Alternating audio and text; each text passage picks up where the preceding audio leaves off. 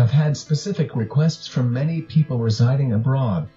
To meet their expectations, from today, we will organize two versions of our broadcasts, one in Italian and the other in English. It won't be a perfect English language, but it will serve to understand well the arguments dealt with by Radionet. Well, start.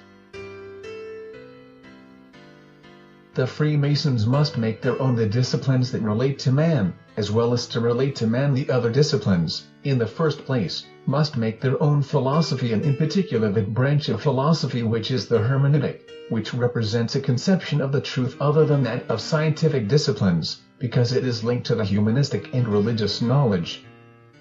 Philosophy assumes a decisive role because it plays not only a cognitive function, but also a constructive function. In truth, according to the Platonic definition, illustrated in Eudemo, philosophy is the use of knowledge for the benefit of man. It implies a knowledge understood as a result of purely human intellectual activity, the origin and validity of such knowledge, the judgments on it and the processes to achieve it, as well as its use for the benefit of man. If we dwell on the second aspect, we find that, historically, there are two main interpretations that have not been given: the interpretation that philosophy is contemplative, which is exhausted in the individual and constitutes a form of activity that is an in itself and constitutes the instrument of modification or correction of the human world and therefore transcends the individual and relates properly to his relations with other men, that is, the associated life. The second interpretation was called Illuministica, and it is the interpretation that is, improving the human relations and the preferred Freemason, considered the end of Freemasonry. It is a function that requires an educational activity, formative, of the subject, one of the poles within which, in the Greek culture, extends the use of the term philosophy, often synonymous with Sophia understood as wisdom, is the Peta. Philosophy has, therefore, indubitedly an ethical and moral function. Its use leads to the creation of a better world to live, a more just world to live. The philosophical knowledge, certainly profitable for the Freemason, is, however, also the fruit of an intellectual activity, that is, of human thought. Is this the character also of the typical Masonic cognitive activity? Does Masonic knowledge coincide with philosophical knowledge? I answer no. But my negative response diverges from what is apparent from some Masonic writings deemed orthodox. The concept of knowledge suitable for the Masonic doctrine is different from the philosophical one because it is not the result of the intellectual activity commonly understood. It is a discernible concept, with necessary and opportune adjustments, from initiatic traditions, from esoteric doctrines which Freemasonry drew upon, elaborating and adapting in an original way to its principles and its function the essence of their symbols, of their myths, of their legends, of their allegories, of their rites. In some of those traditions, the knowledge, which is accomplished by penetrating the interiority of the human individual, is, initially, also intellectually, it is metaphysical, super-rational, intuitive. It is a direct awareness of the eternal and immutable principles, beyond the sensitive world, sometimes considered illusory, beyond the nature of all forms of time, beyond being, of the same pure being that is already a determination, self-determination.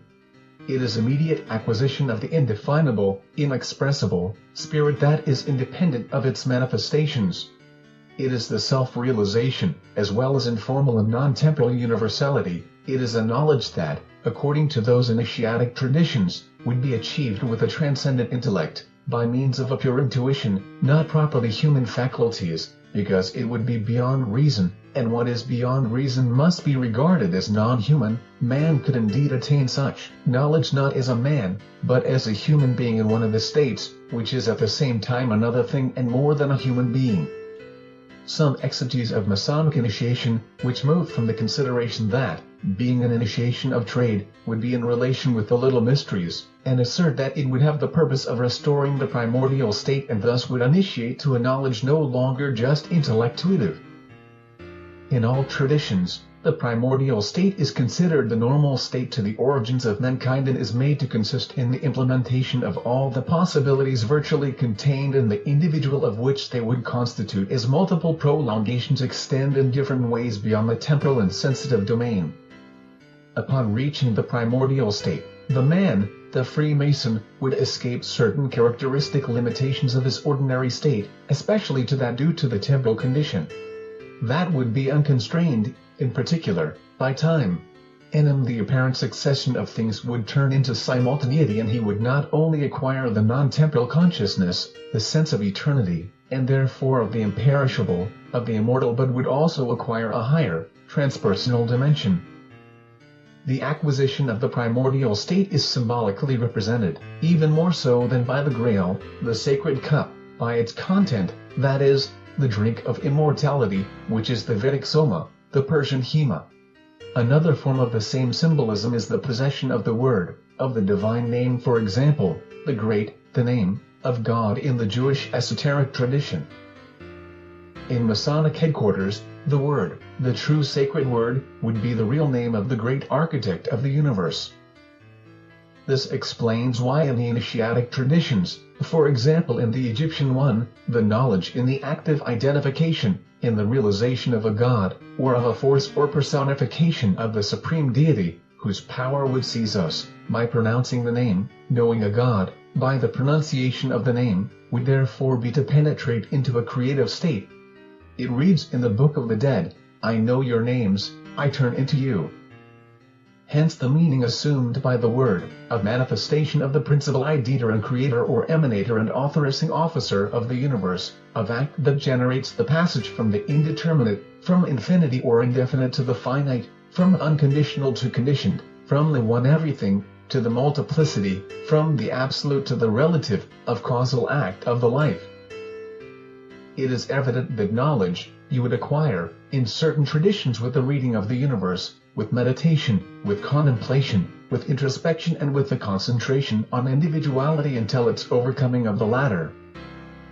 This going beyond the current state of the living being and therefore becoming, in some traditions considered apparent, is a super-rational or irrational knowledge, according to its own definition, because it would acquire by the transcendent intellect through an intuition that would allow access to a reality, to a truth that is not accessible with reason.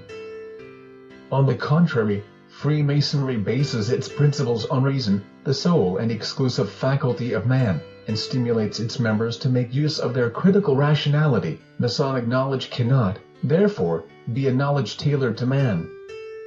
The fact is that Freemasonry, the first purpose of which is to constitute in every individual a universal conscience that regulates its action addressing the good and the progress of mankind, coherently with the demarcation that has given a horizon of its thought to pursue the end of universal affrighting, which as in toleration one of its assumptions does not foresee, and does not ask its members to resolve, in their own field, not being rationally soluble, cosmogonic problems, cosmological, and theological, and not even the soteriological problem, nor the eschatological one. It does not care, in fact, of the final destiny of the universe and of the man, and therefore of a possible survival of the latter in the afterlife, limiting itself to put in a symbolic way the death and the resurrection at the center of an exclusively moral question that must find in this life and for the purposes of this life its solution.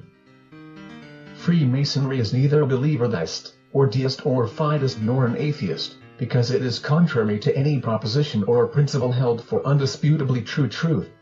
And so much the believers who affirm, how much atheists who deny God are dogmatic. The Freemasonry does not preclude, however, to its components, irrational options, in species acts of religious faith. For this it is not axiomatically atheist, even if it discares of solution that you can give to problems that do not affect life in this world.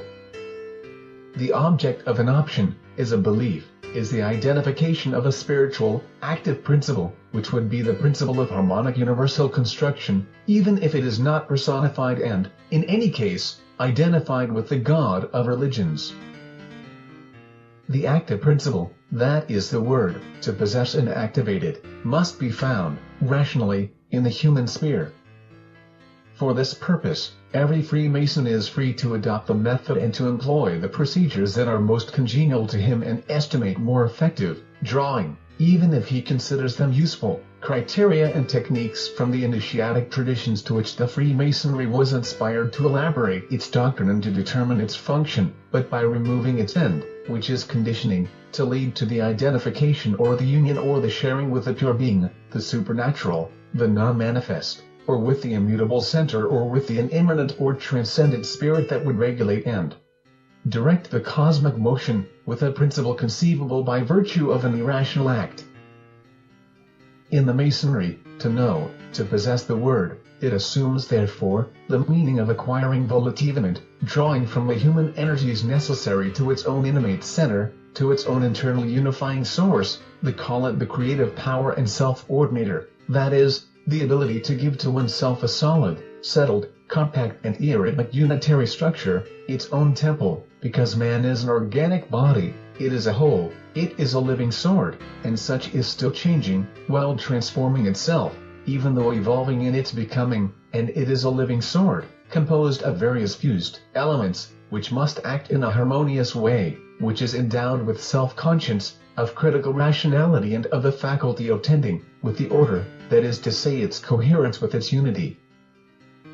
As this constructive capacity becomes stronger and more durable, more profitable becomes the addictive action. The Freemason feels more intensely, and understands more motivatedly, that its true essence, its truth, is its belonging to mankind. Its universality consists in its true being itself, in its having to be and in having to be for others. And when there is the collapse of the inner temple, sometimes inevitable because of the human fragility that belongs to it, the Freemason is reborn, strengthened and continues without pause in its evolution, which is a constant improvement process, even if it is aware that the total agreement with itself, the absolute inner harmony, the liberation from its particularism, the full realization of its human universality, that is to say the attainment of the perfection represented hierom, are unattainable.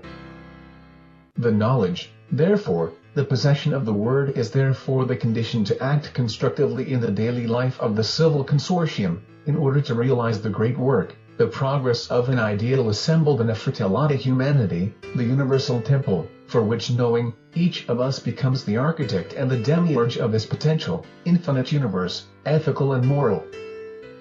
Appointment to the next transmission, with the thought that always accompany us. Try to be happy.